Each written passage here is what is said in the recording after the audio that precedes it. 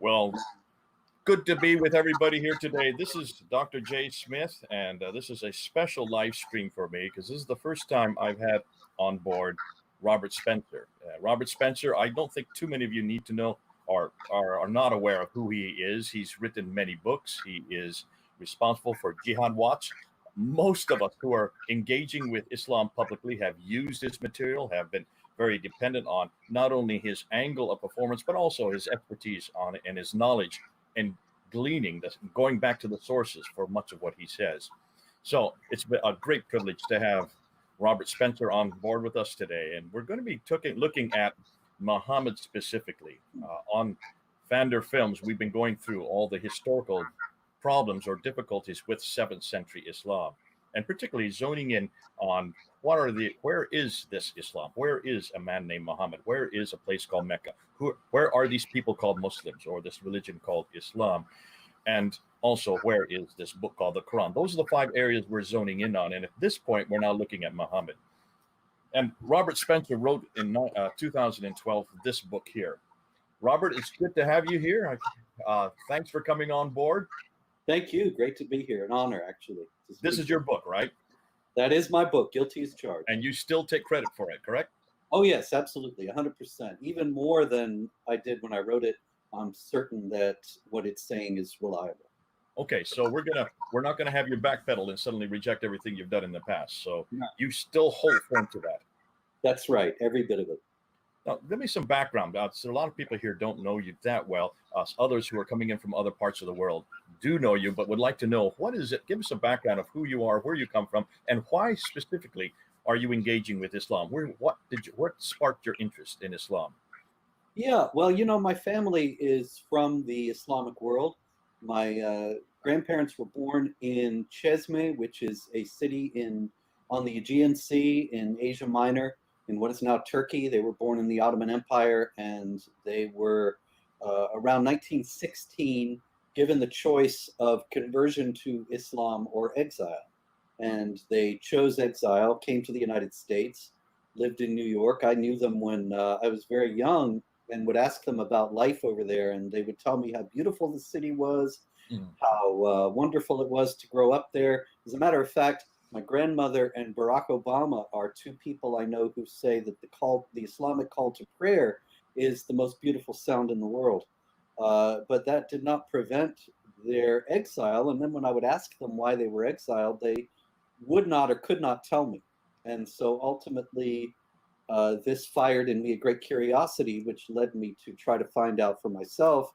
And what I found out led me directly into the study of Islam, the teachings of Islam, particularly in regard to the status of non-Muslims in Islamic society, Sharia society, and the warfare against non-Muslims that is mandated in the Quran and so on. Okay, so you have had this background, you've had this interest, you've gleaned into it, but you've really moved into a much more polemical view of understanding. You've really gone on the offense. Why polemic? Why have you gone into this area of Islam? Well, I don't really think of what I do as polemical. I suppose it is, but I just am telling the truth. Robert, you are polemical, believe me. The fact that you're not permitted to go to Britain, the fact that you're shut down whenever you try to get into a public building, the fact that you are seen as I went up on Wikipedia, and this is how they described you, that you're an American anti-Muslim and Islamophobe. These are the titles that follow you everywhere you go.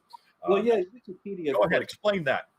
Wikipedia is a site with a very particular perspective, and it's not, I would say, remotely fair or accurate. Nothing that I have done is anti-Muslim. Anti-Muslim suggests that I'm against a group of people, and actually, as many people have observed, it is many Muslims who are victims of Islam, who suffer under the strictures of Islamic law, many women who have been oppressed, brutalized, even killed because of the teachings of the Quran regarding wife beating and the directives of the Hadith in that regard. And I am speaking for them, actually. Whenever women's, what is it called? World Hijab Day. Whenever World Hijab Day comes around every year, I publish a list on Jihad Watch of women that I know of, and of course it's only a tiny fraction, but women that I know of who have been subjected to violence, at very least threats, some of them killed for not wearing the hijab, and asking who's speaking for them. Yeah. And I'm trying to, at very least, speak for them and for others who suffer because of Sharia provisions. It's not anti-Muslim to do that any more than to oppose Nazism would be anti-German. There were obviously Germans who hated the Nazis and fought against what they did, and there are obviously Muslims who would much rather live in the West away from Sharia without trying to bring Sharia here. Which is not to say that there aren't other Muslims who are trying to bring Sharia here. But what I see that I'm doing is, or what I'm trying to do is simply to tell truths that are not being told, that are being obscured, deliberately obfuscated by publications such as Wikipedia, and to substantiate the reality, the accuracy of what I'm saying by reference to the Islamic texts or whatever relevant source.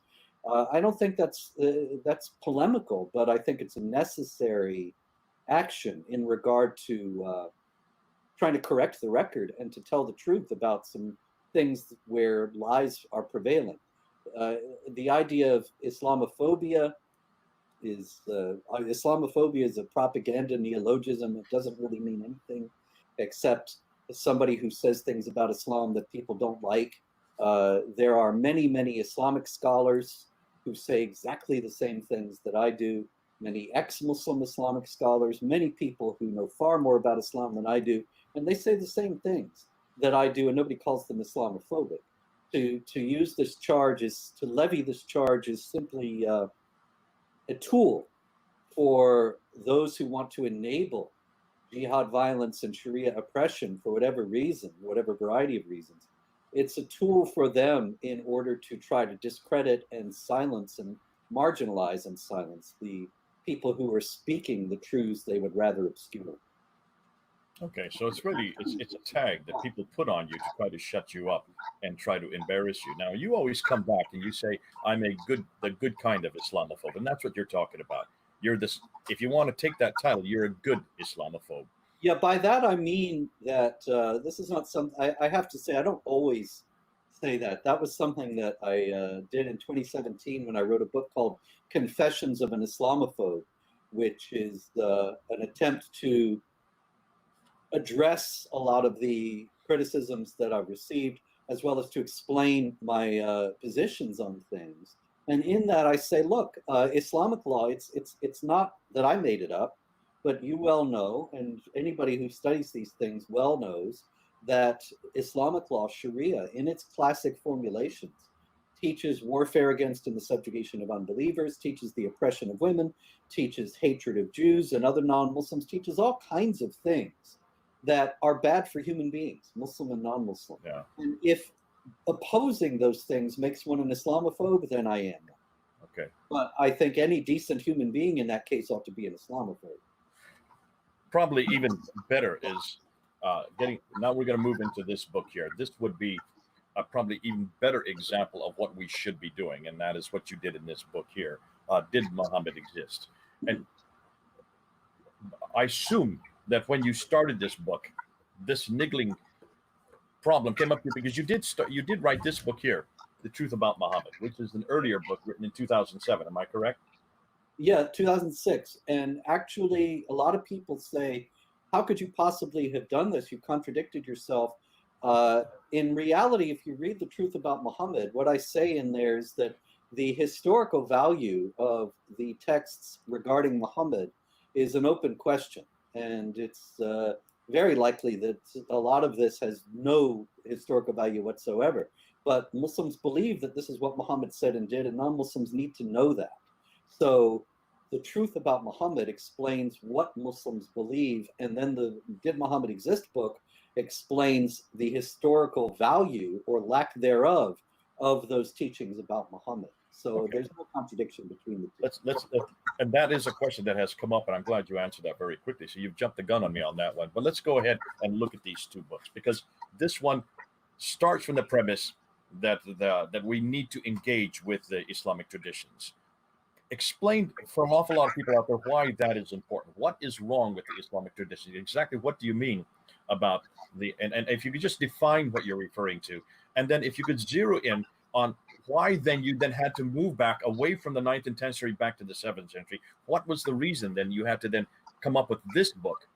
And if it help people who are out there, especially those who are not inaugurated to what you're referring to. Well, yeah.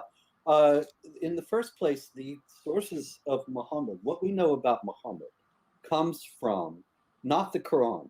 Muhammad is only mentioned by name 4 times in the Quran, and there's nothing in any of those references that gives us any information about who he was or what he was like or what he taught or anything at all. And so it's even a matter of question whether those texts refer to the person who is considered the prophet of Islam now at all. Now, if you want to find out what Muslims believe about Muhammad, you have to go to the Sirah literature and the Hadith. The Sirah, which obviously is a word that means biography, comes from the 8th century, the early part of the 8th century, at least 80 years, and probably more after Muhammad is supposed to have died. The first biography of Muhammad appears, the Sirat Rasulullah by Ibn Ishaq.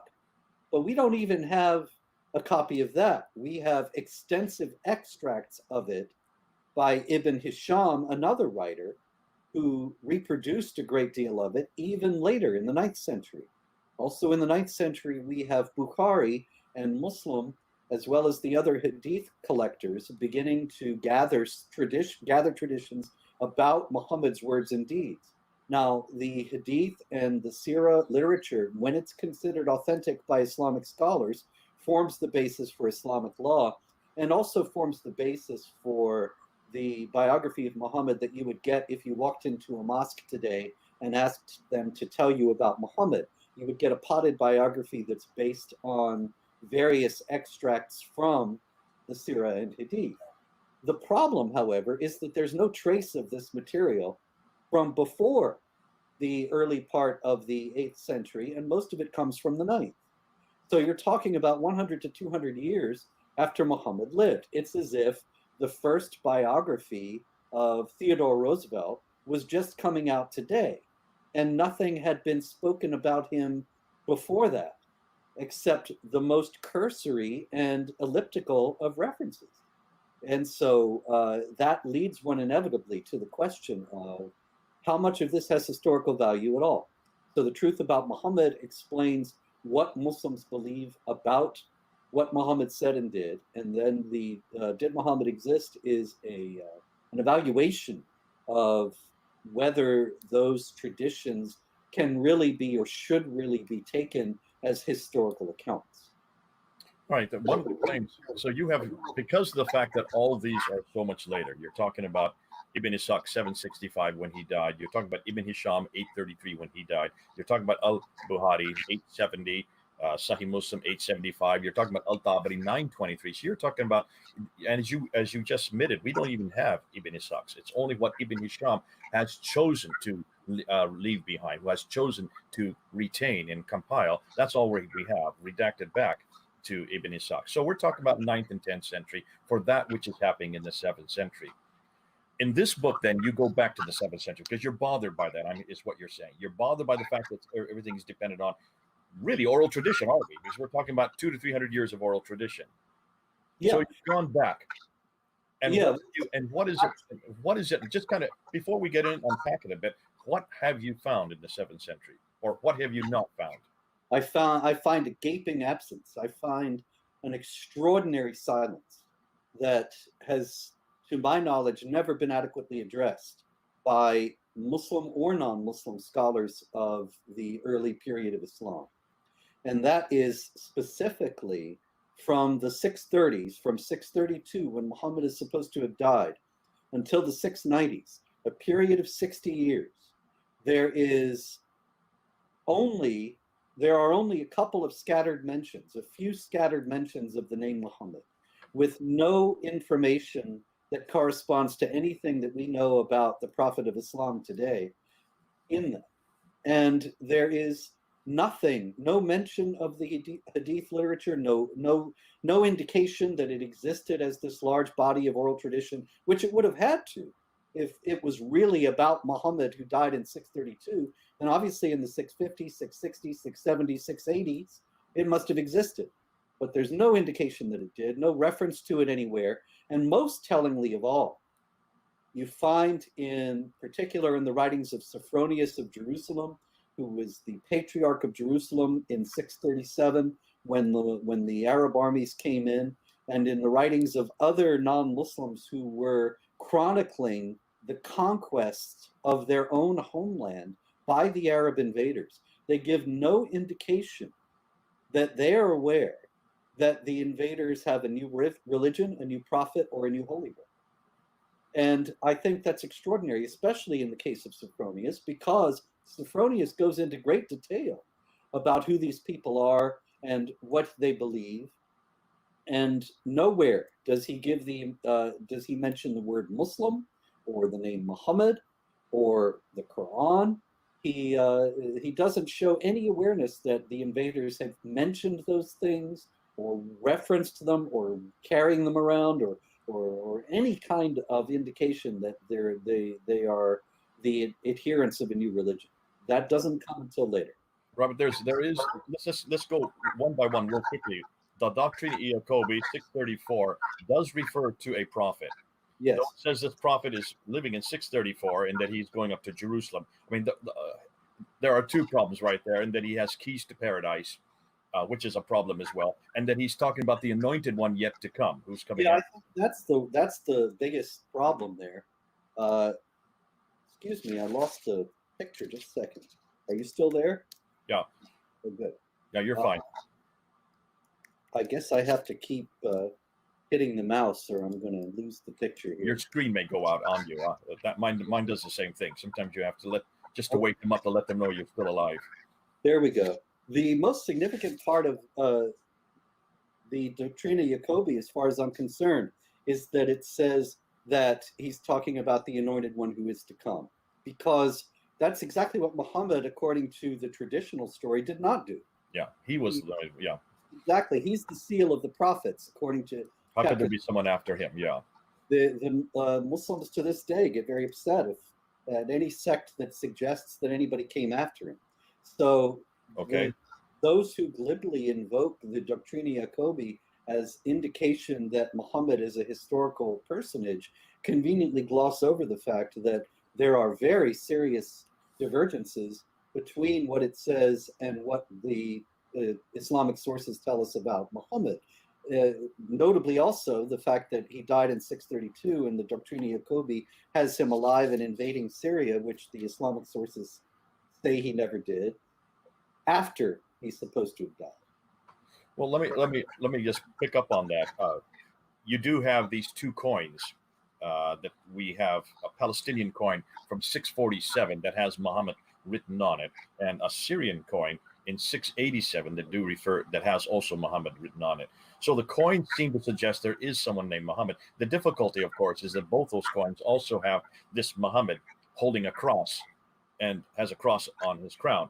I mean, explain that Muhammad to me, because there is the name Muhammad there, but it's not a Islamic Muhammad. It looks like a Christian Muhammad. Yeah, and we have to remember that the name Muhammad never existed before the Prophet of Islam as a name. It can be construed as a title, a participle phrase in Arabic, the one who is being praised or the praised one, and consequently, it's not a slam dunk that when the coins say Muhammad, it refers to the Prophet of Islam. Also, the presence of the cross on there is extraordinary, because if we are to believe the mainstream narrative, then Muhammad taught that Jesus is going to come back and break the crosses, that the cross is an affront. The Quran says that they did not kill or crucify him, but it appeared so unto them in chapter 4, verse 157. And so here you have Muhammad preaching explicitly and repeatedly against the cross. And we're supposed to believe that within a few decades of his death, his followers are putting his name on coins along with the detested symbol that he rejected and told his followers to reject. It doesn't make any sense. But it does make sense if you posit instead that the word Muhammad is referring to someone else and is a title either for the ruler or perhaps for Jesus himself as being the one who is praised. So you're of the mind there is a man, there is someone who's leading people, the Arabs. He is, in the case of the Doctrine Jacobi, he has gone and he has defeated the Byzantines there in Jerusalem. So there is someone who is doing this, but this is not, this name Muhammad is something that's attributed at a later time then? Well, you have the very early reference to the Tayyeh of Muhammad, which comes from, I believe, I'm going from memory here, the 640s. And yes, so the 640s is what you have in your book. Yeah. Excuse me. So you do have the word, the name, or the title Muhammad floating around. It's even possible, as I say in the book, that there may have been a figure, an individual named Muhammad, maybe even somebody who did lead armies against the Byzantines. But you don't have any indication that there was anybody named Muhammad who was the person who does all these things in the Hadith. There's no trace of that, no record of that, no sign of the Prophet of Islam. So there may have been a Muhammad upon whom all this legendary material was hung, all put on him like a clothes on a frame, but no indication that the Arab invaders, I should say actually, the Arab conquests are abundantly attested. They certainly happened. There is Muslim and Let's give a date to that, Robert. What are the dates for the Arab conquests? Starting in the 630s, you have the conquest of Egypt, of Syria, of Jerusalem, of Persia, of India, and is ultimately all across North Africa to Spain.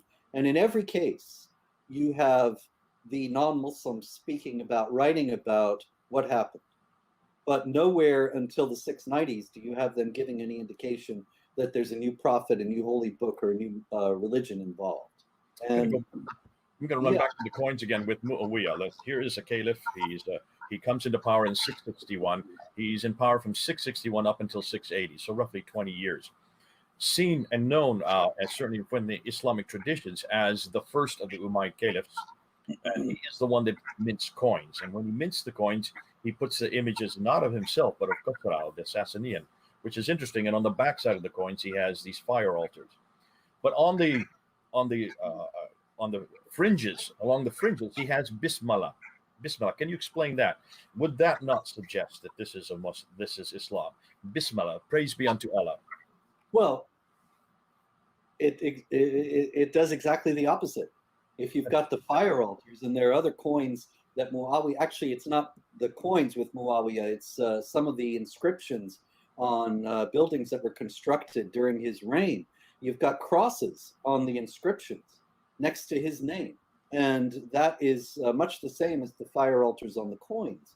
That it's clear that Muawiyah was a syncretistic ruler who was trying to unify his new empire by appealing to all the various religions, the Zoroastrians who worship fire, and the Christians and others, by giving elements of all of their religions in various presentations.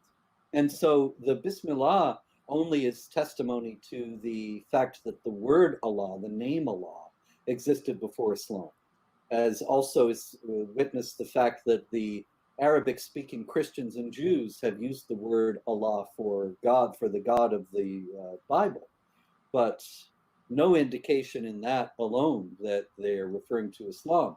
There is, in other words, to back up the Bismillah, there's nothing else of Islamic character that we see in the reign of Muawiyah or Yazid, for that matter, after him. There's nothing specifically Islamic about what they say or do. If you say, well, the Bismillah is itself specifically Islamic. I don't think that that's accurate. But even if it were, that's the only thing you've got. And it's nothing like the huge elaboration of material about Muhammad that we get in the 8th and 9th century.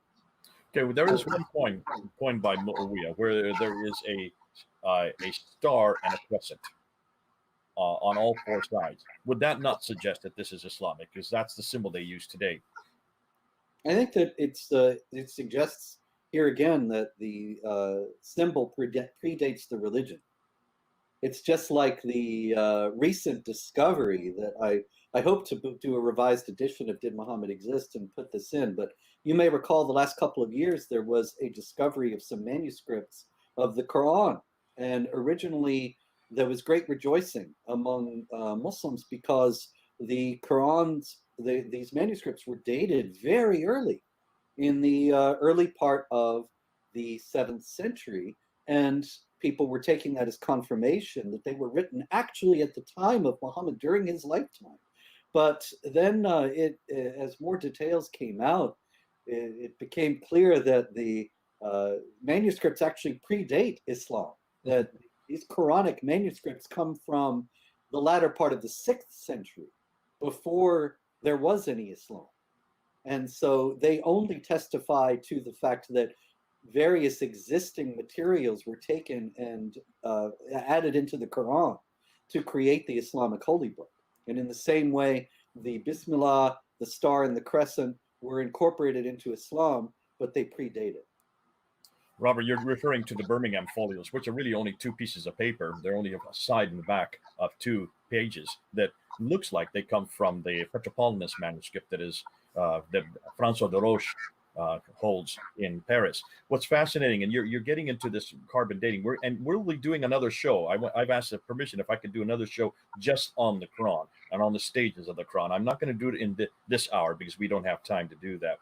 But that will be another one, a follow-up on just looking and seeing what we now know of the manuscripts.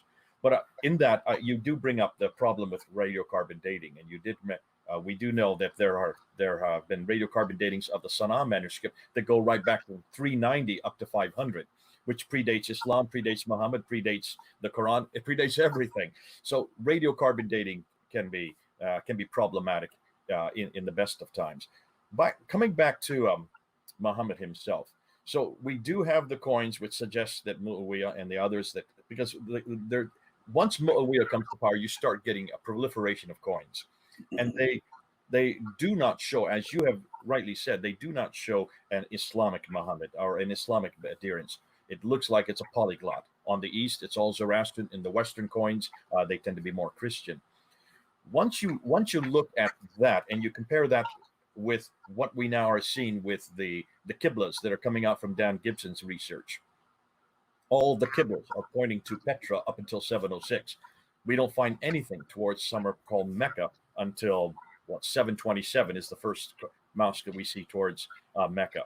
When you look at all of the geographical locations in the Quran itself, 65 locations, and not any of them fit Mecca. They all fit much further north. This man, Muhammad, then, looking at all this other evidence, and this is evidence that we can look at. This is not an absence of evidence. This is real evidence that we're now looking at from the 7th century. This is not the traditions that are redacting it back to from the 9th and 10th century back to the 7th century. These are actually material that we can look at today. They do exist. We can touch them. We can feel them. We can see them. We can actually be there and be in their presence. This kind of material. What kind of image are you getting of Muhammad when you look at all this material? I know you're going to be bringing this in your next book. We had a little discussion a little before this program that you're going to be coming out with a new book and you're going to start moving into a lot of these areas. As you look at this, what kind of Muhammad are you seeing? Where is he from? Who is he? What kind of Arabic would he have spoken if he was? Now, again, I'm assuming that there is a person, but this, maybe don't even call him a man. This, what do we want to call him? A paradigm of an individual or a polyglot of an individual? I mean, there are a lot of indications that a lot of the Sirah, the biographical literature, is based on Moses and other biblical figures and extra biblical figures. It was created as a paradigm, Muhammad. And I do actually have, and did Muhammad exist? Uh, some material about Mecca not existing, and the fact that it's very important, crucial, you could say, that Mecca be understood as a center for trade. This is very important for the story of Muhammad, because Muhammad is supposed to have been a merchant. Khadija, his first wife, is supposed to have been the owner of a business that would require him to be traveling into Syria on various sales calls. And the Arabs themselves came to Mecca, not just for the pilgrimage to the Kaaba, but for trading purposes. And yet we have records of the itineraries of various tradesmen, itinerant merchants who kept records for their own use, not for publication, but very simply so that they would know where they sold something and where they might be likely to sell something again in the future. And they give their itineraries as they travel down from Europe into India and back. And they would have had to go cross trackless desert waste to get to Mecca. When if they were just going straight from Constantinople across Syria into India, then there's no need to go into Arabia at all. And there's no indication that they did. There's no sign that these people ever stopped off in Mecca, who would be exactly the people you would expect would stop off in Mecca if it were as it were described in the Sirah. So the point is, there doesn't seem to have been a Mecca, at least as a trade route, and Muhammad was retrojected there so that he would be an Arabian prophet, because there are so many indications that Islam was invented elsewhere, not in Arabia, but was intended to unite an Arab empire. And so consequently, the great prophet who was going to be its founding figure had to be an Arab. And so they gave him a home in Arabia that just doesn't have any historical existence until he comes along. Okay, let's go with that segue from that into the very next question, and that is, we then move to 690, 691, 692. Al-Malik's in power. He's living way up in Damascus, and he builds this large structure, the Dome of the Rock, right there, smack dab in the middle of Jerusalem, looking down over the Church of the Sepulchre, sitting above it, facing towards Petra. It's on that in that building, on the inner ambulatories, the only part that's still original that's still original today, where we then come across this reference to Muhammad. So it looks like it is this al-Malik who introduces him. Am I correct? Yes, absolutely. I think there's a great deal of evidence that al-Malik and his lieutenant Hajjaj ibn Yusuf invented Islam. They are not the sole authors of it, but they are the first to propagate far and wide the idea that there was a new prophet and a new religion, and that this was the religion of their new empire. In those days, there were no constitutions or parliaments, and what unified the various empires of the day, the Byzantine, the Persian, and so on, was religion. And so the Arabs conquered this huge expanse of territory. They needed a new religion to unify it. And they developed Islam as a result. There are all sorts of indications of this. One of the, sorry, I don't want to go on too long. But go ahead, finish what you're saying there. Well, there's so many strange things. And this is some of the most wonderful things in Islamic tradition, if you enjoy this sort of thing, as I do. So many strange elements when it comes to al-Malik and Hajjaj. For example, there is, and remember, these are traditions that are transmitted by Muslims themselves. These are part of Islamic tradition. And there's one story where an old man says, "We never used to recite the Quran in the mosques until the time of Hajjaj ibn Yusuf." Well, now, of course, the recitation of the Quran is absolutely central to worship in the mosques. And it's extraordinary to think that there was no worship, was no recitation of the Quran in the mosques, but it suggests Well, maybe there wasn't a Quran until Hajjaj ibn Yusuf. And the most extraordinary story about al-Malik, where he says, I'm afraid I'm going to die during Ramadan because I was born during Ramadan, I became caliph during Ramadan, and I transmitted, what does he say? Oh my goodness, I'm blanking out. I codified the Quran during Ramadan. Now, that's extraordinary because Abdul Malik was the caliph from 685 to 705. And according to the traditional stories, it was the Caliph Uthman in 653 who codified the Quran, who collected all the manuscripts and made a unified text and burnt all the variants. If that were so, however, then it's extraordinary that there's nobody referring to the Quran or quoting it for another 50 years. And then even stranger that Abdul Malik would say so many years later that he put the Quran together. Unless maybe he did, and then he claimed it to be the work of Uthman to give it authenticity and antiquity. Okay, so we have here on the Dome of the Rock, we have these inscriptions, and it's, you point this out in your book, that these inscriptions come from chapter 4, verse 171 of the Quran, though they're not the exact same that we have in the Quran today. They come from Surah 112. And as we look at these different inscriptions, and you've got it all written up there, there's one that I will quibble with. I think the lady that you quoted got one wrong. She referred to Surah 19, ayah 33, and she says that if this is done in a third person plural, it should be a third person singular because that's what 33 says. She's not got that right. That's actually verse 15 of Surah 19, which is about Yahya. So that's even more disturbing. Why is it referring to Yahya when it should be referring to Surah 19, ayah 33? Nonetheless, as you look at these inscriptions, they all seem to be attacking Jesus. You brought that out. Why? When he then introduces him there on the Dome of the Rock. He introduces them on the coins the same year, and then he introduces them on the protocols, the caliphal protocols, in his own official documents. And he does that overnight, according to Dr. Yehuda Nevo. Yeah, it's very strange. You have the inscription on the Dome of the Rock says, "There's no God but Allah, and Muhammad is his messenger," which is the first existing quotation of the Shahada, the Islamic profession of faith. But then it goes on to speak about Jesus for the rest of the inscription. And as you noted, whether the references are, whether that particular reference is correct or not, there's a number of references from the Quran in the inscription, and they're all mixed up.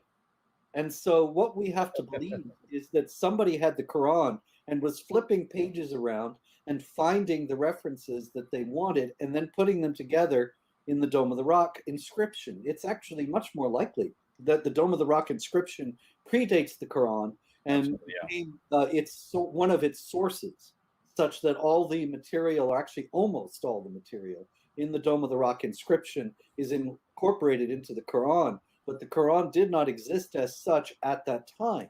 Also, because all the rest of the inscription is about Jesus, after that first sentence that refers to Muhammad, in light of what we were discussing earlier, it is also quite possible that that first sentence does not refer to Muhammad, the Prophet of Islam, at all, but that the Shahada originated as a polemic against the Christians. The Christians. I go one step further from that, Robert. If you look at the Shahada that's there on the Dome of the Rock, it has another tag to it. It says, "There is no God but God, and he has no associates." That's not part of the Shahada anymore. What is he has no associates if it's not an attack against Jesus as the associate of God? So that isn't even a polemic against Jesus. When you Surah 112, he begetteth nor is he begotten. Who is that attacking? That's the fatherhood of God, and that's the sonship of Jesus Christ. And that is where they then introduce Muhammad as the alternative to this God of the Byzantines, God of the Christian Byzantine world, which would be their greatest adversary at that point. Precisely. And so you also have well, I should say that we should note at this point, in case anybody is confused, that this all means that when it says, "and Muhammad is his messenger," that they're saying that Jesus is only the messenger of Allah, that the praised one is not the Son of God, is not the only begotten of the Father, but is only a messenger from Allah. And that consequently the whole thing is a polemic against Christianity, which also coalesces with the fact that the whole thing is laid out like a Byzantine church. Hmm. The architecture of it is taken exactly 100% from the Byzantine churches, even as they're still built today, with the dome and the other features indicating that the building either was a church or a chapel, or that it was designed to compete with churches and chapels and to represent itself as being the same sort of thing. I would suggest also, and this has always come up in conversation, if it's the biggest structure of its day, it's the most beautiful building of its day. Why was it not built in Damascus where he lives? Why was it not built in Mecca if that was a sanctuary? Why is it built in Jerusalem of all places? Unless, of course, it's a one-upmanship against the Church of the Sepulchre, which is down in the valley, down below it. And it's a one-upmanship not only against the church, which is their sanctuary, but is also a one-upmanship against the whole divinity of Jesus, the Trinity. It's against the Trinity in 4:171. It's against the fatherhood and sonship of Jesus in chapter 1, Surah 112. All of these are there attacking really the four cardinal principles, doctrines of Christianity. What Yes. better place to do it than in Jerusalem? So that would suggest to me that this is a polemic. No doubt about it. And also, in this connection, it's important to note that that is a constant of Islamic history, and that in my book, The History of Jihad, I've got literally hundreds of examples of Muslims destroying churches, synagogues, or Hindu temples, or appropriating them for their own use and making them into mosques, or building mosques over their ruins. And that this is an explicit avowal of supremacy and victory, that the Dome of the Rock shows the victory of Islam over Christianity and over Judaism, for that matter. And just in the same way, the Umayyad Mosque in Damascus, which was the Church of St. John the Baptist, shows also the victory of Christianity. The many destroyed Hindu temples with the mosques built over them shows the victory of Islam over Hinduism, and so on. It's always a constant declaration of supremacy throughout Islamic history. And then in that context, to look at the Dome of the Rock inscription as a rebuke of Orthodox Christianity makes perfect sense, because that's exactly what the building was built in order to be. All right. Now, let's ask this question. Why then did al-Malik need to create this Muhammad? Why did he need to introduce him at this time, 691, 692? Why did he need to introduce him on the Dome of the Rock, on the coins, and on the protocols? What would be your reasoning? I know what you're going to answer, but I think others need to hear this. Well, actually, I said a bit of it before, that the Arabs had an empire. They had, by the time of al-Malik, an empire of incredible expanse, going across North Africa into the Middle East, all the way into Persia and India. And this empire was going to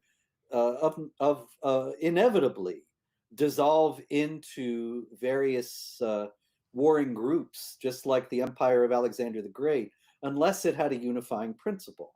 And that unifying principle, al-Malik chose as this new religion. And he invested the new religion with qualities of aggression and conquest, with the idea that that the supreme God would reward those who fought on his behalf. It's just the kind of religion, in other words, that you would expect a career soldier and an emperor to create, because he wanted to, his primary goal was to unify and defend and expand his empire. And so he constructed a theology that would aid in all of those endeavors. Okay. So he has now introduced this man. This is now his prophet.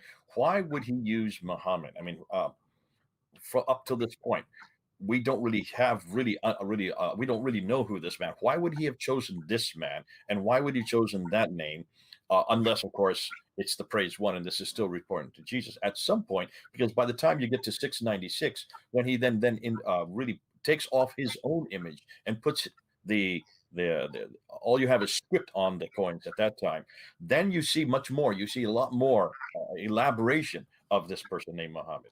Why would you think he needed to choose this man? Why did he choose himself? Why didn't he make himself the prophet? Well, Or maybe because he was so obviously not one. It's a lot easier to create a prophet that nobody's seen and that you just hear about, and then you can make him the repository of anything you want. Whereas if you're anointing yourself, then you have to pull off the act for those around you, which is considerably more difficult. It seems that what he chose to do was to take a number of existing traditions, including the name Muhammad, the title Muhammad itself, and assign it to this figure. And probably there were, as I said before, there were probably historical figures who may have done some of the things that are now attributed to Muhammad. There may have been somebody named Muhammad. So the material was ready at hand for him to use. And he was able to take it and combine it and use it to and let it coalesce around this new figure that he had created.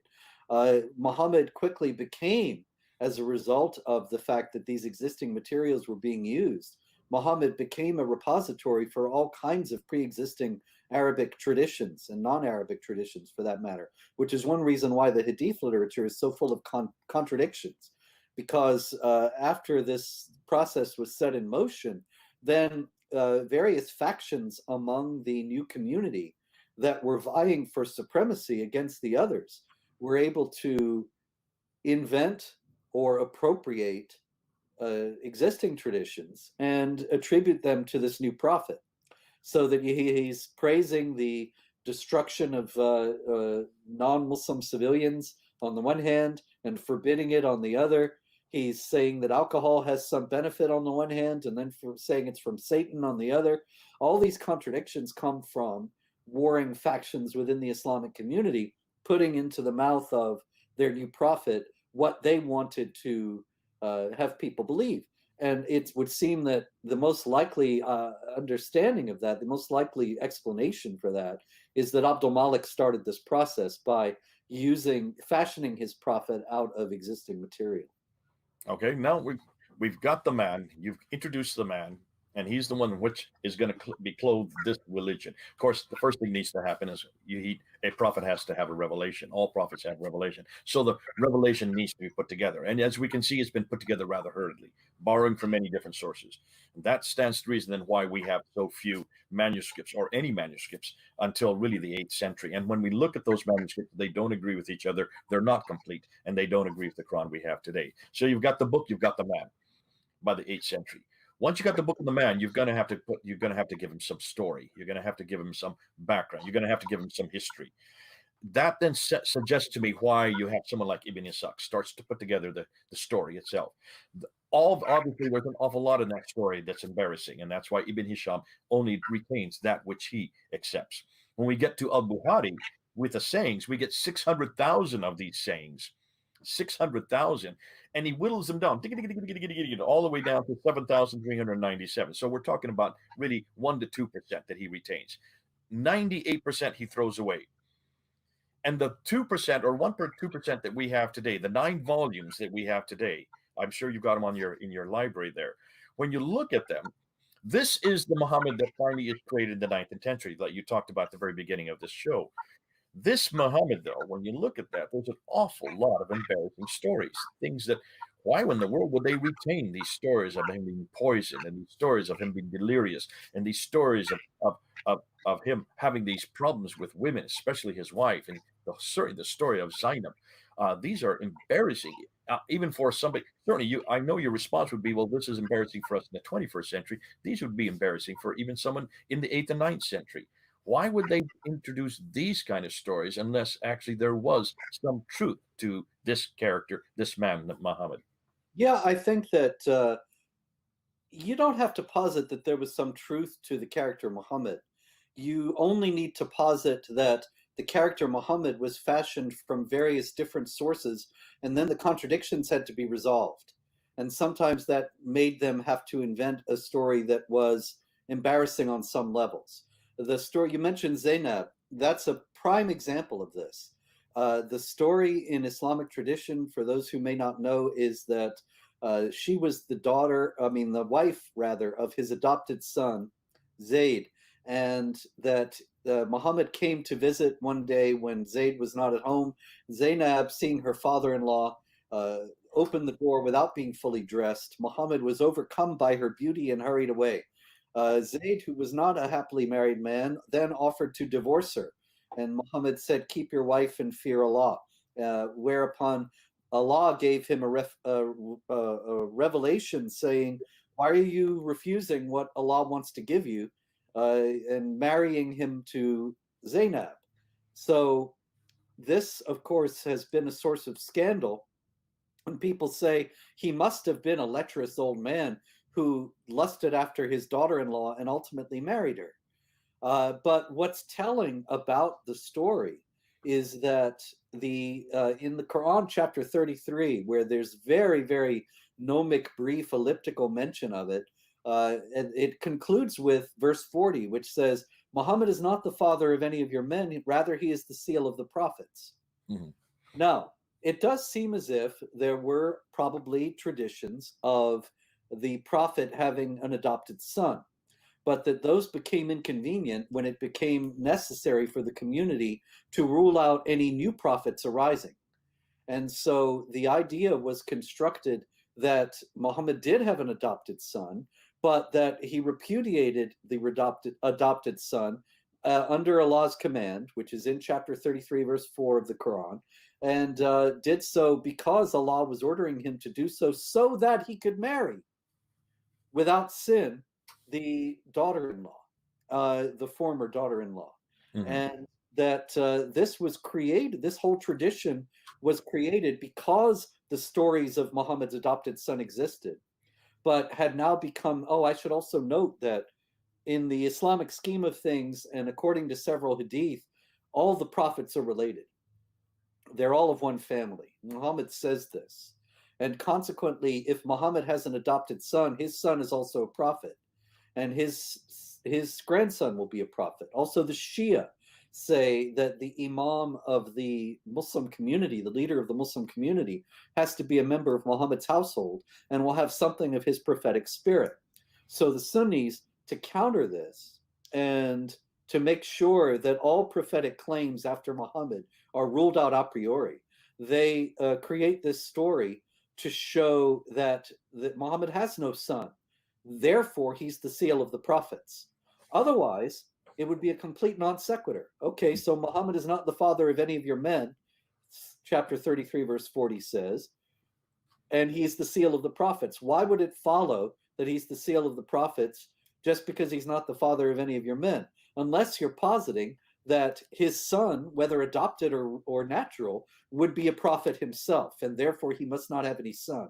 And therefore, the traditions that have arisen about his having a son have to be explained away by creating this fantastic story about his essentially stealing his son-in-law's wife at the command of Allah, who then dissolves the process of adoption and forbids it forever after.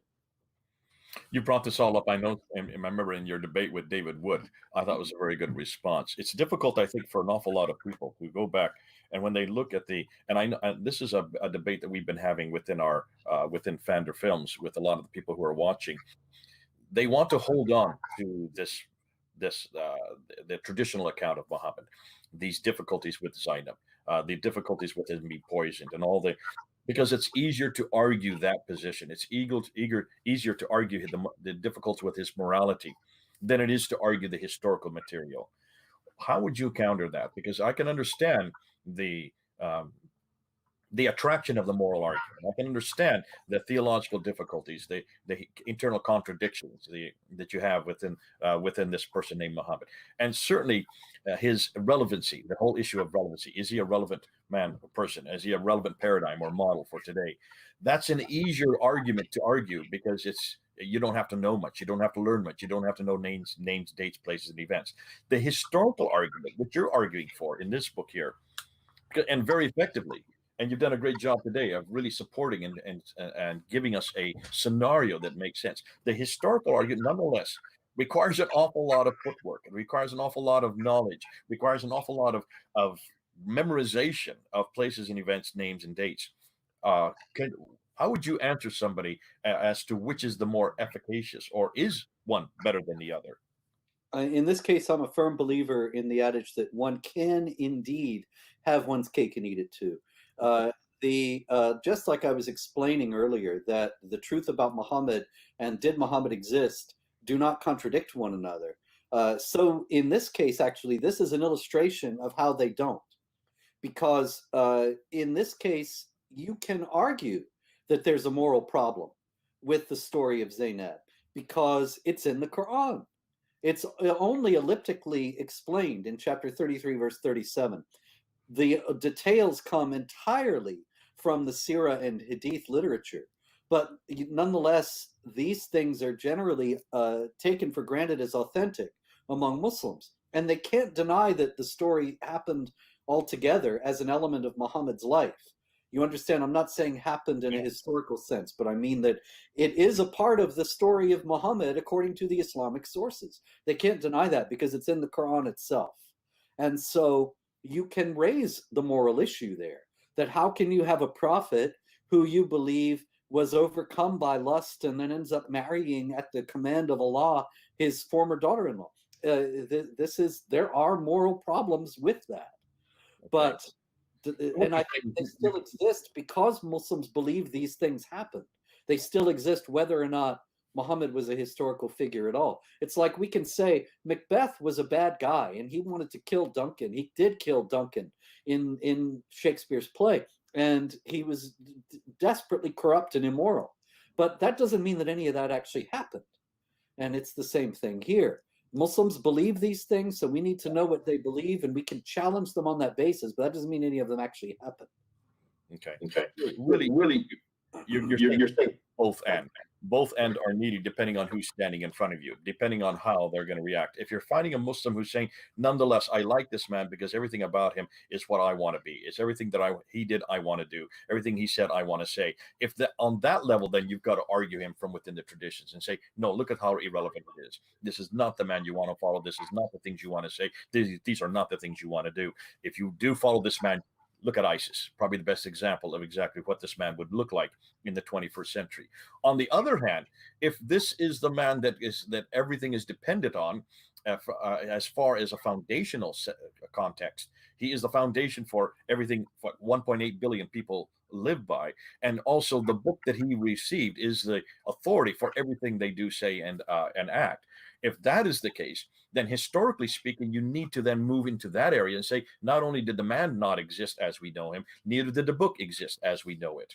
And both of these, the foundational start part of it, of the book and the man, are just as false, written by men, created by men. In fact, what you're saying today is Muhammad is nothing more than a man-made creation, started possibly by al-Malik, and then embellished through the next 2 years until we finally get the Muhammad of faith, written down by Ibn Hisham and al-Bukhari and others that come after him, al-Tabari and the rest. But the Muhammad of history is a pretty pale person compared to what we see of the Muhammad of faith. On the same token, the Muhammad of faith is still somebody you should not be able to support because of A, B, C, and D and all the difficulties concerning him. And if you want to get a man that is probably the best man for a man of history and the man of faith, why don't you come back to Jesus Christ? Yeah. Because not only is he historically accurate, everything that he says and does, we want to follow today. So on both ways, you could take down Muhammad, both historically and as a man of faith, and you could then give as the alternative the person of Jesus Christ, because on both topics, in both categories, he comes out on top. Absolutely. There you go. That's exactly it. And so there's a place for both lines of inquiry, and they're both valuable in different contexts, and no disagreement between them at all. So buy both books. These are good books to buy. Start with this one actually to get the one of faith, and then end with this one, because this is the one I think, as far as I'm concerned, this is by far the more devastating book. Listen, you've done a great job. I really appreciate the work you do. Robert, it's the first time I've really ever talked to you. I'd like to do some more of these. What I'd like to do is really confront the Quran the next time and other areas. We're going to get some feedback, I'm sure, on this. I understand. I've just been told that actually everything that we're doing has gone private. We haven't gone public yet. So we're going to have to make this public. So from here on, they're going to watch it and they're going to get a lot of comments. I'm sorry about that. I thought this was going public immediately. We hit the private button instead of the public button. It is been recorded, so we will have the recording of this.